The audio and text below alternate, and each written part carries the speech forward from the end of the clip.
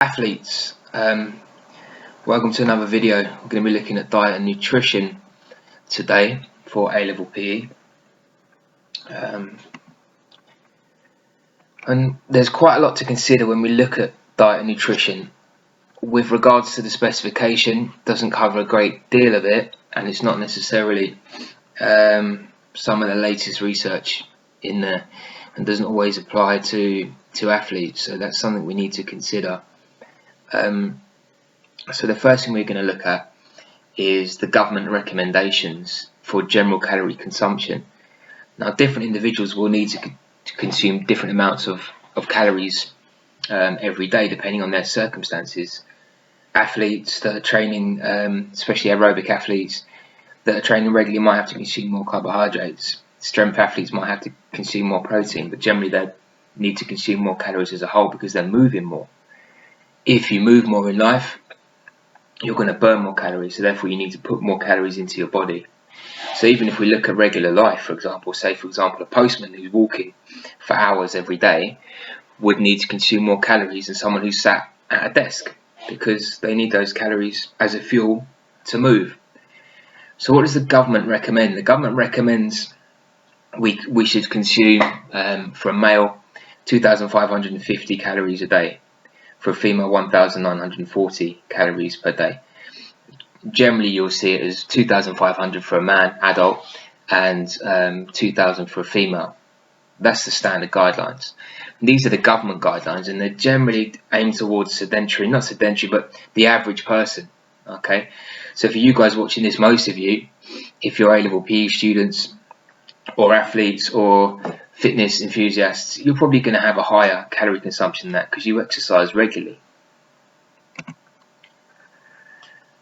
A healthy diet is made up of a number of macro and micronutrients. Today we're just going to look at macronutrients, okay, protein, carbohydrate and fat, and then we'll cover micronutrients another time.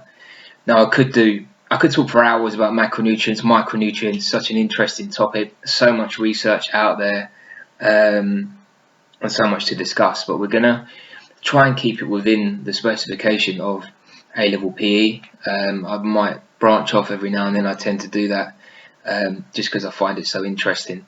But let's just look at macronutrients today. So the first macronutrient we're going to look at is carbohydrates. You've all heard of carbohydrates, probably know them as carbs, and according to our government, we should be consuming 55% of our calorie count should be coming from carbohydrates. Carbohydrates are great for energy production, and they provide about 75% of our energy requirements. They are really important for providing energy quickly. Okay, they can be consumed in several forms. You've got your starches that you'll find in bread, rice, and potatoes. And they tend to release energy over a longer period of time, so they slowly release energy. So these are your more, if you want healthy, if you want carbohydrates that you want to be consuming, your starches, because they won't raise your blood sugar levels quickly. They won't give you a blood sugar spike, and therefore you don't have to release as much insulin. So they're one type of carbohydrate. The second type are sugars, such as fruit and honey. So yeah, you do have sugar in fruit, fructose mainly, or a combination of sugars. Honey's a bit of a strange example, but yeah, you sort of any sort of sweets that you're consuming, your white bread will be more refined, so it might contain more sugars. Carbohydrates are crucial for endurance performers. So when we're working at moderate to high intensities, we're using carbohydrates as an energy fuel. We can't tap into our fat reserves if we're working at an intensity that's too high, because it's just not oxygen available. So that's where we need carbohydrates. And in every gram of carbohydrate, there is 4 calories contained within it, and that's important that you remember that. Okay.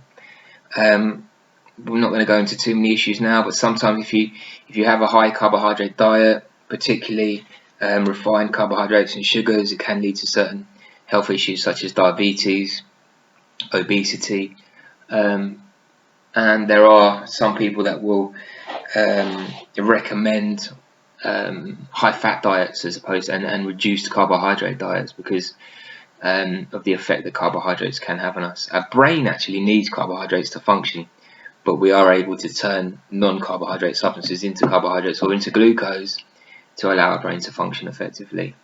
But that's a whole other topic.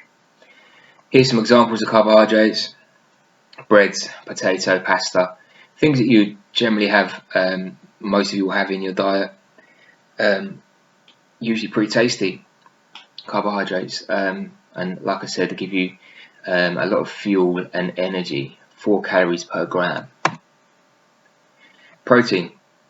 Now protein, according to our government and within the A-level specification, should account for 15% of your calorie count. It's found in meat, fish, eggs, soya, milk, used for growth and repair of tissues, particularly muscle tissues after you've done your training, your workout, where you've made those microscopic tears to your muscles. You want to consume some protein to allow your body to try and repair that and repair it stronger. Also used for hemoglobin within the blood, carries oxygen, enzymes which are essential for sort of all body functions and energy production, antibodies, and collagen. Again, these contain 4 kilocalories per gram, so the same as carbohydrate. They provide the same amount of energy. You seem to burn more calories actually digesting protein than you would for carbohydrates. That's why a lot of people say you should eat more protein, because you're burning calories just to break it down, and also because of the list of benefits that you can see there that it has on the body. Proteins can be broken down and used for energy, but we don't want that to happen. You've spent hours in the gym, hours on the road running, building up your muscle mass. You don't want to break that down. So that's why we need stores of fat and carbohydrate in our body, because we don't want to break down protein and use it as an energy source, but you can do if required. Okay, protein. Here's some examples. Salmon there, chicken, eggs, stuff like, beef's got a lot of protein in as well. But most foods, milk in the corner, most foods have a combination of protein, fats, and carbohydrates, and you just have to find which one has got a good balance, because obviously some meats will have a high protein content, but they also have a high unsaturated fat content that you don't want, which is why we'd sort of recommend eating lean meats, lean protein. Okay. And again, as athletes, you've probably heard of protein shakes, protein supplementation. This is whey protein. Whey protein is made up as a byproduct of cheese manufacture, actually, and is a convenient way, an easy way to get your protein intake higher. Personally, and this is just my opinion, I think a lot of people need to increase their protein intake. I try to aim for about 1.6 grams per kilogram, maybe a touch more if I can. So actually getting that in, for me, that's about between 160 and 200 grams of protein a day. That's quite a lot of protein, and to get that from natural sources like chicken and salmon and eggs can be quite difficult. So just supplementing a protein shake for me is ideal. It's quick, it's easy, it's good protein, and each shake, if you have 2 scoops of one of these sort of shakes, you could, depending on the protein shake, between 20 and 40 grams of protein per serving. I wouldn't suggest having too many shakes in a day, because obviously you want your your natural proteins as well. You want your whole food sources of protein, such as chicken and salmon. But yeah, I think 1 or 2 of these a day is, and I know athletes that actually take more, but 1 or 2 a day will actually be quite good for you and help with a number of health benefits. So protein shakes, and most athletes will have these after their workout. Fats. So again, government guidelines, fat should account for 30% of your calorie count. Now, just a note here, a gram of fat provides you with 9 kilocalories, so providing you with more energy than a gram of carbohydrate and a gram of protein. So therefore actually 30% of our calorie count, this is actually less because it's providing more calories. So you can almost half that, although it's 9, it's not quite half. You know, that would account for about 15% of our diet as a weight rather than as a calorie count, because fats provide us with more calories. There are different types of fat.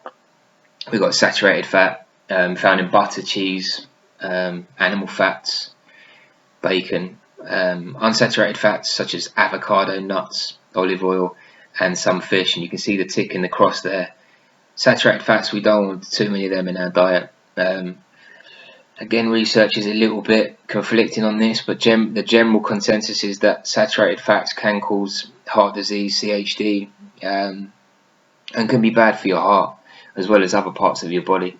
But unsaturated fats are generally a lot healthier and have a lot of benefits, such as avocados, olive oil, and some fish.